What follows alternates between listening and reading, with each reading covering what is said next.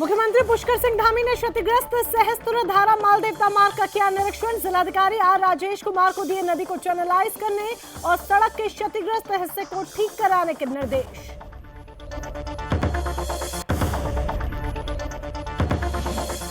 CM Dhami की तरफ से पर्यावरण मित्रों के लिए अच्छी खबर। प्रदेश के 8300 पर्यावरण मित्रों को 5 महीने तक 2000 प्रति महीने की दर से प्रोत्साहन राशि देने की कही बात। मुख्यमंत्री ने ट्वीट कर दी जानकारी।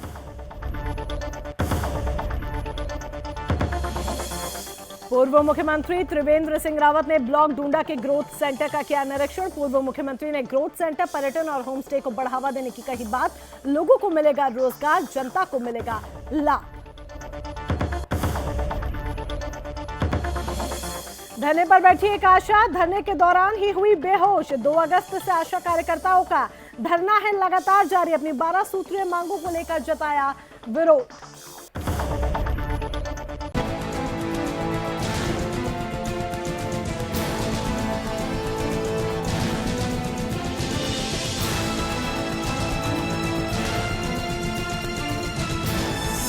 आप देख रहे हैं सुदर्शन न्यूज।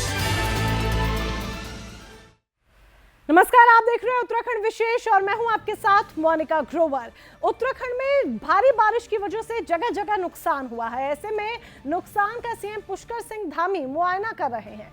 इसी क्रम में मुख्यमंत्री भारी बारिश के कारण क्षतिग्रस्त सहस्त्रधारा मालदेवता मार्ग का निरीक्षण करने पहुंचे, जहां पर उन्होंने जिलाधिकारी आर राजेश कुमार को नदी को चैनलाइज करने और सड़क के क्षतिग्रस्त हिस्से को जल्द से जल्द ठीक कराए जाने के निर्देश दिए। इसके अलावा मुख्यमंत्री धामी ने स्थानीय लोगों से भी मुलाकात की।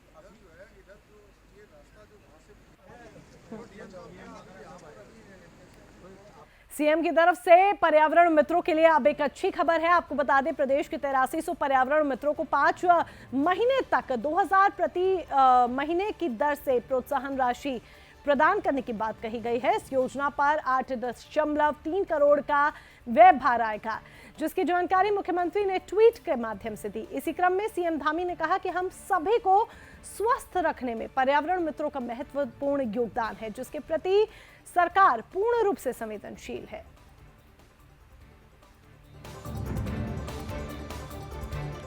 पीएम मोदी की तरफ गन्ना किसानों को भी भलाई के लिए कई योजनाएं लाई गई हैं। इसी क्रम में देश के गन्ना किसानों के हितों को ध्यान में रखते हुए गन्ने की एफआरपी को बढ़ाकर 290 रुपए प्रति क्विंटल करने के लिए पीएम मोदी और मंत्रिमंडल का धन्यवाद प्रदेश के मुख्यमंत्री पुष्कर सिंह धामी ने किया है। उन्होंने कहा कि देश के गन्ना किसानों की आय दोगुनी करने में यह निर्णय मील का पत्थर साबित होगा, जिसकी जानकारी सीएम ने सोशल मीडिया के माध्यम से दी है।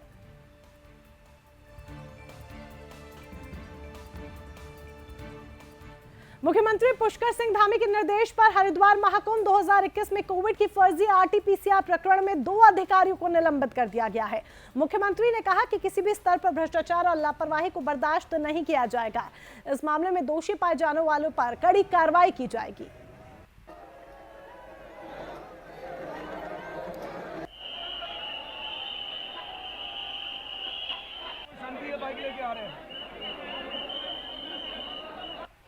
उत्तराखंड में हो रही मूसलाधार बारिश ने कहर बरपाना शुरू कर दिया है। कई जिलों से ऐसी तस्वीरें सामने आई जहां पर बड़े पैमाने पर क्षति पहुंची है। बात करते हैं नरेंद्र नगर के बनाली गांव की, जहां एक मकान पूरी तरीके से क्षतिग्रस्त हो गया। गनीमत ये रही कि किसी भी तरह के जान माल की हानि नहीं हुई है। वहीं मसूरी में देहरादून मार्ग भूस्खलन होने के चलते बंद हो गया, जिसके चलते यातायात पूरी तरीके से बाधित हो गया है। सूचना मिलने पर मौके पर पहुंचे लोक निर्माण विभाग के अधिकारियों और प्रशासन की ओर से मिलकर मलबा हटाने का काम किया गया। फिलहाल सुरक्षा के मद्देनजर रास्ते को पूरी तरह से बंद कर दिया गया है। वहीं ऋषिकेश से आई तस्वीरों में आप खुद देख सकते हैं कि भारी बारिश से नदी उफान पर है, जिसके चलते पानी के बहाव की चपेट में कई वाहन आ चुके हैं। सड़कें इस समय पानी से लबालब हो चुकी हैं। स्थानीय लोगों को खासी परेशानियों का सामना करना पड़ रहा है। वहीं देहरादून की स्थिति सबसे ज्यादा गंभीर है, क्योंकि यहाँ ऋषिकेश हाईवे पर रानी पोखरी का पुल टूट गया है। आप तस्वीरों में देख सकते हैं कि किस तरह से गाड़ियां भी नदी में गिर गई।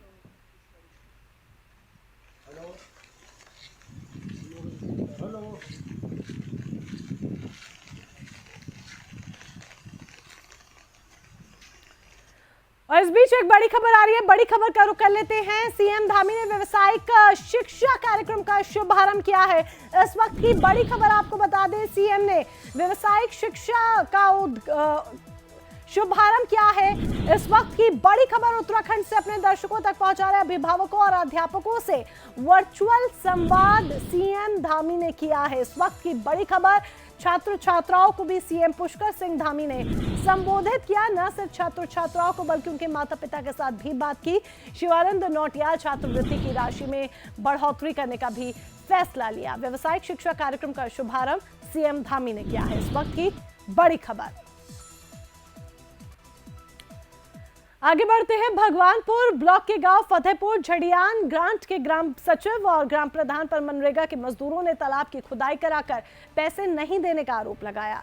मजदूरों ने कहा कि प्रधान ने मजदूरों से मनरेगा के तहत तालाब की खुदाई का काम कराने के 2 साल बाद भी मेहनताना नहीं दिया, जिसको लेकर ग्रामीणों और मनरेगा के मजदूरों में काफी गुस्सा देखने को मिल रहा है। परेशान होकर ग्रामीणों ने अब मीडिया का सहारा लिया है और पूरे मामले से अवगत कराया है। सर एक मतलब 5 साल हो गए प्रधान ने, इकबाल प्रधान ने कुछ नहीं करवाया। पानी चल रहा है, यहाँ बारिश हो रही और नाला भी चला, यहाँ कोई सुविधा नहीं मिल रही। 1 रुपया काम नहीं करवाया प्रधान जी ने, इकबाल प्रधान जी ने। तो आप लोगों ने शिकायत नहीं करी इस चीज़ की? बस शिकायत को वही आवाज़ अभी तो शिकायत करो, यहाँ जो कोई आता नहीं। अगर कहें तो उन्होंने कहा था अगर करवाएंगे 2 दिन रुक जा, 4 दिन रुक जा, 2 महीने रुक, 6 महीने रुक जा। हल्द्वानी के राजकीय मेडिकल कॉलेज में एमबीबीएस प्रथम वर्ष का कोर्स कर रहे 125 छात्राओं में से 8 छात्राओं के कोरोना संक्रमित पाए जाने को लेकर मेडिकल प्रशासन हरकत में आ गया है। आपको बता दें, मेडिकल कॉलेज के प्राचार्य अरुण जोशी का कहना है कि प्रथम बैच की छात्राएं छुट्टी बिताने के बाद राजकीय मेडिकल कॉलेज में आई थी और उनकी आरटीपीसीआर रिपोर्ट की जांच पड़ताल की गई तो सभी छात्राएं कोरोना संक्रमित पाई गई। ऐसे में मेडिकल प्रशासन ने छात्राओं को आइसोलेशन में रख दिया है, तो वहीं पर उनके संपर्क में आए सभी लोगों की जांच की जा रही है।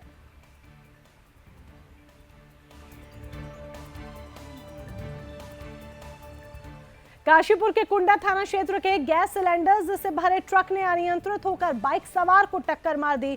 टक्कर इतनी जबरदस्त हुई कि बाइक पर सवार महिला और युवक घायल हो गए। स्थानीय लोगों ने मामले की सूचना पुलिस को दी है। मौके पर पहुंची पुलिस ने घायलों को अस्पताल में भर्ती करा दिया है, जहां पर महिला की इलाज के दौरान मौत हो गई। वहीं घायल युवक का इलाज चल रहा है। फिलहाल मामले की जांच में पुलिस जुट गई है। ये महिला का नाम है प्रीति यादव, वाइफ ऑफ पंकज यादव। ये रामनगर हल्द्वा के रहने वाले हैं। ये हमारे यहाँ पे सरकारी एम्बुलेंस के द्वारा लाई गई थी 108 नंबर पे, और जब हमने इनको एग्ज़ामिन किया था तो ये मृत अवस्था में लाई गई थी। तो इन्हें जो लोग लेके आए हैं उन्होंने बताया कि ये रोड ट्रैफिक एक्सीडेंट का केस है। हमने पुलिस को भी इन्फॉर्म कर दिया है और आगे की कार्रवाई चल। मसूरी में आंगनवाड़ी कार्यकर्ताओं ने शहीद स्थल पर अपनी मांगों को लेकर सरकार के खिलाफ 1 दिवसीय धरना प्रदर्शन किया। इस दौरान आंगनवाड़ी कार्यकर्ताओं ने उत्तराखंड के सीएम को मसूरी एसडीएम के माध्यम से अपनी विभिन्न मांगों को लेकर ज्ञापन दिया है।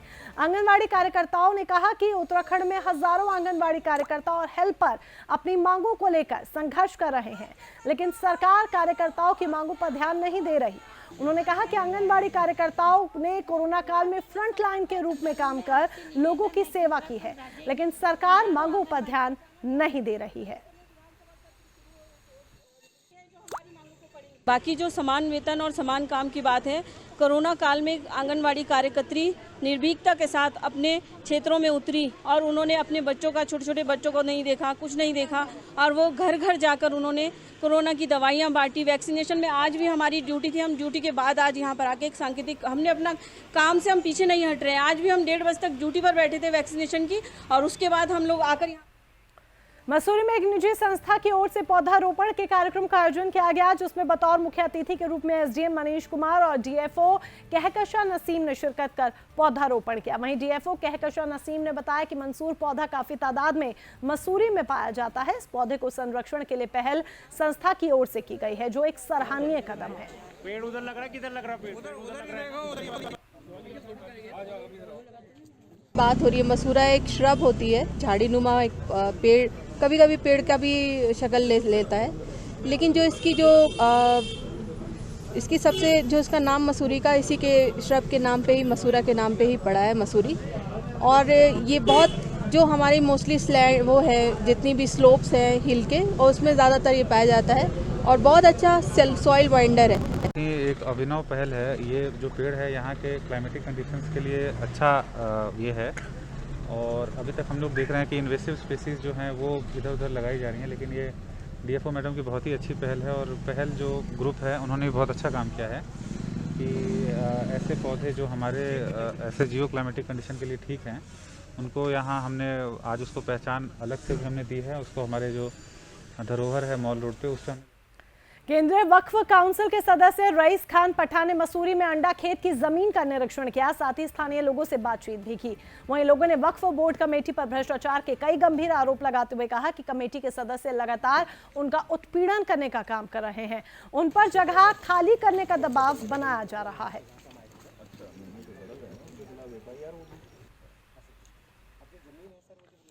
शिकायत मिली है कि यहाँ पर एयरटेकर हैं, जो कुरैशी साहब हैं, उन्होंने यहाँ पर काफ़ी कुछ नाजायज़ कब्जे करा के रखे हैं और नाजायज़ तरीके से उनसे पैसे वसूली करते हैं। और यहाँ जो पुराने लोग रहते हैं, जिनकी रसीदें कटी हुई हैं, जो वक्फ बोर्ड के किराएदार हैं, उनके साथ में भी बदसलूकी करते हैं और उनके खिलाफ जो है वो आके बदतमीज़ी इतनी यहाँ तक करते हैं कि उनको कहते हैं कि हम घर तोड़ के फेंक देंगे, आपको निकाल देंगे, ये कर देंगे, जिसका मसूरी में केंद्रीय वक्फ काउंसिल के सदस्य रईस खान पठान ने पत्रकार वार्ता की। इस दौरान रईस खान ने कहा कि देश में अगर कोई देशद्रोही का समर्थन करता है तो वो भी देशद्रोही है और ऐसे लोगों के खिलाफ सख्त कार्रवाई होनी चाहिए। उन्होंने कहा कि तालिबानियों को अगर आतंकवादी कहा जाए तो उनकी नजर में वो सही है। साथ ही ये भी कहा कि एएमयू में किस तरीके से तालिबान का समर्थन किया जा रहा है, वो छात्र नहीं, वो आतंकवादी है। हमारे स्कूल के जो वो है, 3 स्कूलों में एक प्रस्ताव है, लगभग की बात है। लगभग अगर कोई देशद्रोही का साथ देता है, मेरी नज़र में, ये मेरी अपनी ज़ाती राय है, देशद्रोही की बात करता है और उसको सराहता है, तो मेरी नज़र में वो भी देशद्रोही है। उनके खिलाफ भी वही कार्रवाई होनी चाहिए जो देशद्रोही के खिलाफ होती है। तालिबानी को किस तरीके से देख रहे हैं, जिस तरीके से अफगानिस्तान में वो तालिबान, आप उनको अगर आतंकवादी कहें, तालिबानों को अगर आप आतंकवादी कहें तो मैं सही समझूंगा। अब तालिबान कह के ये कहना चाहते हैं कि वो तालिब इल्म हैं या स्टूडेंट हैं, वो स्टूडेंट नहीं है, वो मौसम विभाग ने प्रदेश के कई जनपदों में भारी बारिश को लेकर अलर्ट जारी किया है, जिसको लेकर देहरादून जिले के जिलाधिकारी और राजेश कुमार ने ऋषिकेश में नदी के तटीय इलाकों का निरीक्षण किया। इस दौरान नदी किनारे बसे लोगों को अलग जगह पर शिफ्ट करने को लेकर जिलाधिकारी ने अधिकारियों को निर्देशित किया है।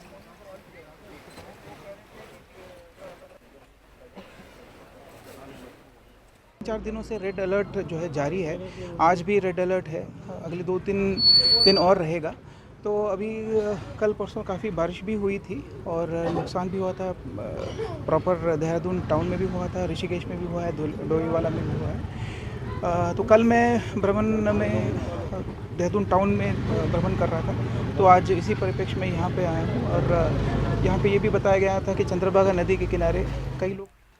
आगे बढ़ेंगे। तीसरी लहर को ध्यान में रखते हुए देश में वैक्सीनेशन का काम तेजी से चल रहा है और अब तक ज्यादातर लोगों ने पहली डोज ले ली है। वहीं उत्तराखंड में 2 लाख लोगों को वैक्सीन लगाने का लक्ष्य रखा गया है। इसी क्रम में ऋषिकेश की मलिन बस्ती में राजकीय चिकित्सालय के स्वास्थ्य विभाग की टीम ने वैक्सीनेशन कैंप का आयोजन किया, जिसमें 18 साल से ऊपर वाले लोगों को वैक्सीन लगाई जा रही है। मौके पर मौजूद मेयर अनीता ममगाई भी मौके पर मौजूद रही और उन्होंने सभी लोगों से वैक्सीन लगाने की अपील की।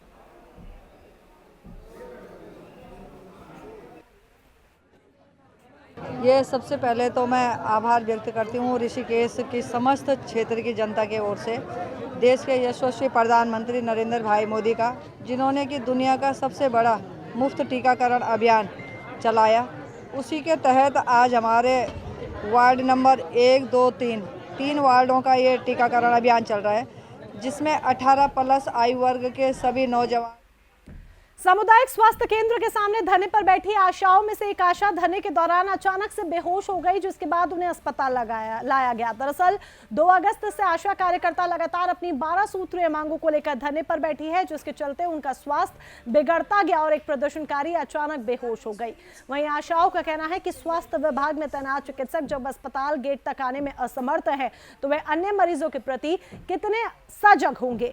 जबकि दूसरी डॉक्टर की ओर से बेहोश आशा का इलाज किया गया, लेकिन बावजूद इसके प्रदेश सरकार उनकी मांगों पर ध्यान नहीं दे रही है। बहनें बीमार हो चुकी हैं, खराबी हो गई। मुझे तो ऐसा लग रहा है कि एक आध बहन की हमारी मृत्यु भी होने वाली है। अगर सरकार नहीं सुनेगी तो इसी कारण कोई बहन हमारे बीच चली जाएगी, क्योंकि एक तो ख़त्म हो चुकी है 2 दिन पहले। अब इसको इतना दौड़ना है, पूरी जिम्मेदारी है। अभी वहाँ गई, देहरादून गई, वहाँ से आई तो सब जिम्मेदारी पूरी है। रात 25वां दिन है, छोटे छोटे बच्चे हैं, यहाँ भी आ रही है, अपना घर भी संभाल रही है, अपने बच्चों को भी देख रही है, तो कहाँ तक आदमी बीमार नहीं होगा। कुल मिला के तो बहुत सारी। आशा हेल्थ वर्कर्स यूनियन के बैनर तले आशाओं का धरना 26वें दिन भी जारी रहा। आपको बता दें, आशाओं की मुख्य मांग 21,000 मासिक मानदेय करने की है, जिसको लेकर आशा कार्यकर्ता लीला ठाकुर ने बताया कि प्रदेश सरकार का अभी तक हमारे ऊपर ध्यान ही नहीं गया है। कोरोना काल में जो बजट आया था उसमें पूर्व मुख्यमंत्री तीरथ सिंह रावत और त्रिवेंद्र सिंह रावत ने हमारा मानदेय 10,000 करने की घोषणा की थी, लेकिन नए मुख्यमंत्री पुष्कर सिंह धामी ने मानदेय को 2,000 कर दिया था। हम चाहते हैं सरकार हमारी मांगों को ध्यान में रखते हुए एक सकारात्मक निर्णय ले।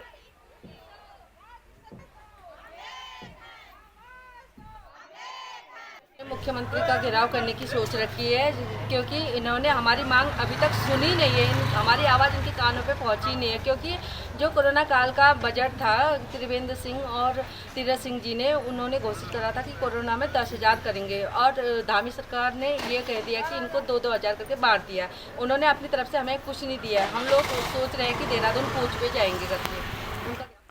देश में कोरोना की तीसरी लहर को ध्यान में रखते हुए हेल्थ स्टाफ सतर्क नजर आ रहा है। जगह जगह कैंप लगाकर वैक्सीनेशन की जा रही हैं। इसी क्रम में टनकपुर के संयुक्त चिकित्सालय में आने वाले मरीजों को अब सबसे पहले कोविड जांच करानी होगी। वहीं सीएमएस डॉक्टर हायाकी ने बताया कि कोरोना प्रोटोकॉल का पालन करते हुए पहले से ही मरीजों की जांच कराई जा रही है। कोरोना से निपटने के लिए पूरी सावधानी बरती जा रही है।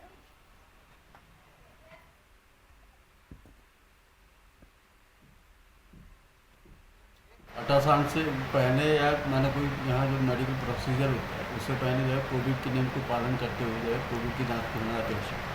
पहले जब कोविड नहीं चल रहा था तो उस समय तो बिगड़ कोविड जांच के हम करा देते थे। जब से कोविड चला है तो कोविड की SOP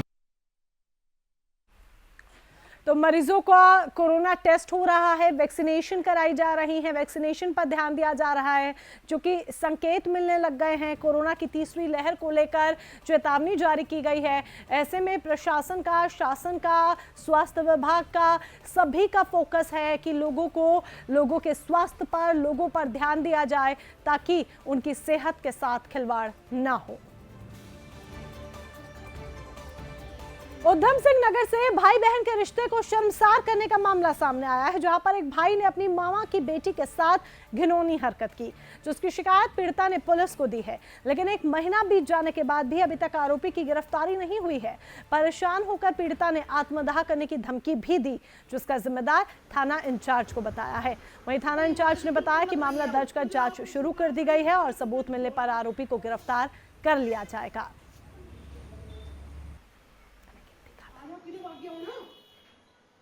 इस मामले में मुकदमा पंजीकृत किया गया है, जिसकी विवेचना जारी है और जो बाउंड डाउन भी रहता है विवेचना में, विवेचना समावधि में पूर्ण कर दी जाएगी। जो न्याय संगत कार्रवाई होगी वो की जाएगी। उसमें युवती द्वारा आरोप लगाया गया था कि छेड़खानी के आरोप लगाए गए थे, जिसकी जांच चल रही है। तथ्यों के आधार पर यह अरेस्टिंग। और इसी के साथ फिलहाल के लिए इस बुलेटिन में बस इतना ही, लेकिन तमाम महत्वपूर्ण खबरों के लिए जुड़े रहे सुदर्शन न्यूज के साथ। जय हिंद।